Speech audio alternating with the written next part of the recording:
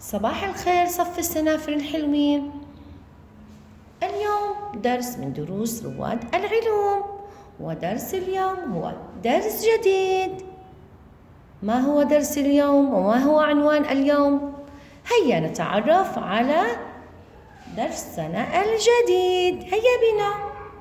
انظروا ماذا أحضرت لكم هنا. أحضرت لكم صور جميلة. انظروا إلى هذه الصور.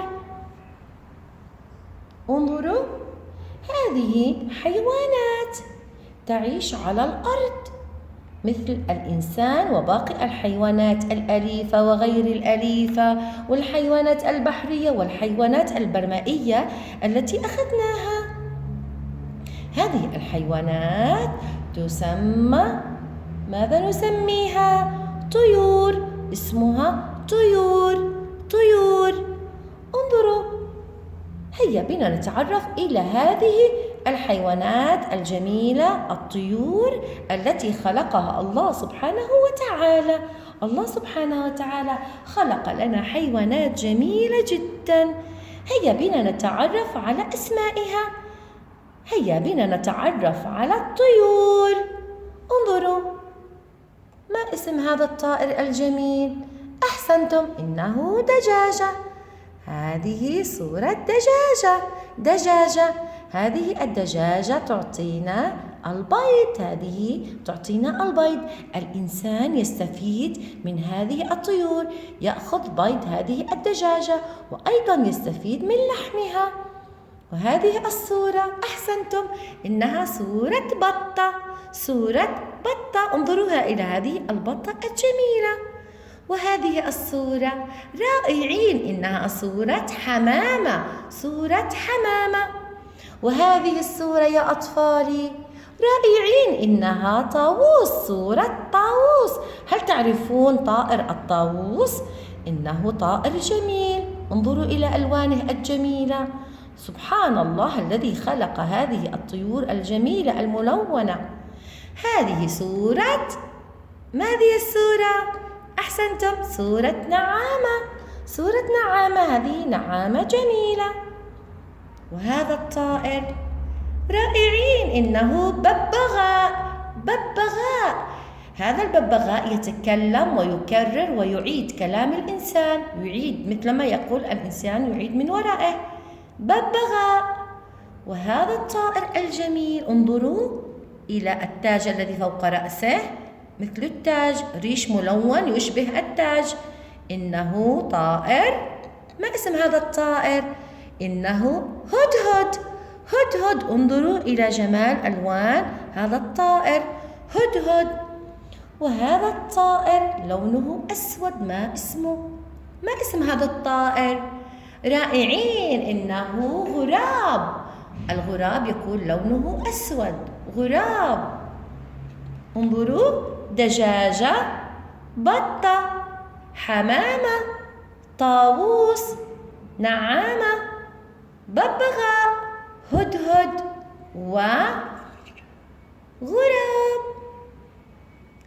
هيا بنا يا حلوين نحضر كتاب رواد العلوم لنتعرف إلى خصائص هذه الطيور.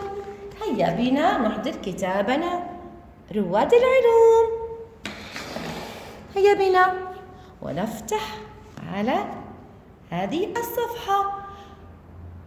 الطيور، انظروا إليها ما أجملها. انظروا إلى هذه الطيور يا حلوين. ماذا يغطي جسم هذا الطائر؟ العصفور والحمامة والببغاء والدجاجة، غراب، طاووس، بطة. ماذا يغطي جسم هذه الطيور؟ أحسنتم، يغطي جسمها ريش. إذن يغطي جسم هذه الطيور ريش. أيضا انظروا ماذا لديه هنا منقار. يوجد لديه منقار. انظروا إلى منقار هذا الببغاء والدجاجة والحمامة، أيضا لديها منقار. انظروا، الله سبحانه وتعالى خلق لها هذا المنقار. لماذا؟ حتى تستطيع أن تأكل الحبوب عن طريق هذا المنقار. إذن هي تتناول طعامها عن طريق هذا المنقار. إذن لديها منقار ولديها أرجل. انظروا، لديها أرجل هنا، أرجل. هذه الحمامة لديها أرجل. كم رجل لهذه الطيور؟ انظروا، أرجلها لديها أرجل. عدد هذه الأرجل 2. وأيضا الببغاء لديها أرجل، والعصفور والحمامة. هذه الطيور تتنقل عن طريق أرجلها، وأيضا لديها جناحان وذيل. لماذا الله سبحانه وتعالى أعطاها جناحان وذيل؟ حتى تستطيع أن تطير.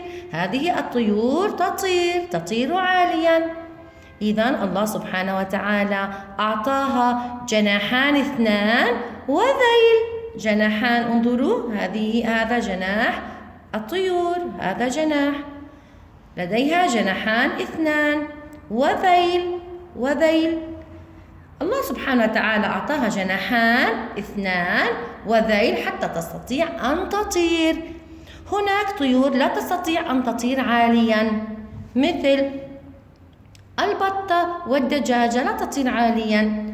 البطة على الأغلب تسبح بالماء ولا تطير عاليا، والدجاجة أيضا لا تطير عاليا. باقي الطيور تطير مسافات عالية في السماء. أين تعيش هذه الطيور يا حلوين؟ تعيش هذه الطيور في العش، يسمى بيت الطيور عش. فهي تبني أعشاشها، انظروا، على الأشجار. تبني بيوتها على الأشجار، واسم بيتها عش. هذه الطيور الجميلة لديها قدمان 2 ولديها جناحان 2 وذيل ومنقار. الله سبحانه وتعالى أعطاها هذه الخصائص حتى تتكيف وتعيش. تستطيع أن تتناول طعامها بمنقارها وتطير بجناحيها والذيل. أيضا هناك طيور يا حلوين لا تأكل الحبوب. يوجد طيور اسمها طيور جارحة، وهذه الطيور تتغذى على اللحوم مثل النسر والصقر. هذه الطيور النسر والصقر تتغذى على اللحوم وتسمى طيور جارحة، لأنها تأكل اللحوم ولا تأكل الحبوب مثل هذه الحيوانات. الإنسان يستفيد من هذه الحيوانات، يأكل لحم الحمام والدجاج ولحم البط، ويستفيد البيض أيضا من هذه الدجاجة. أرجاء منكم إذا كان لديكم طائر في البيت، عصفور مثلا أو ببغاء أو دجاجة، أرجاء تصوير هذا الطائر وإرسال الصورة لي، أو حمامة أو أي طائر موجود عندكم بالبيت. أرجاء إرسال الصورة لي. تعرفنا اليوم على درس الطيور، والآن يا حلوين انتهى درس الطيور، وإلى اللقاء مع درس آخر وحيوانات أخرى من دروس رواد العلوم. إلى اللقاء.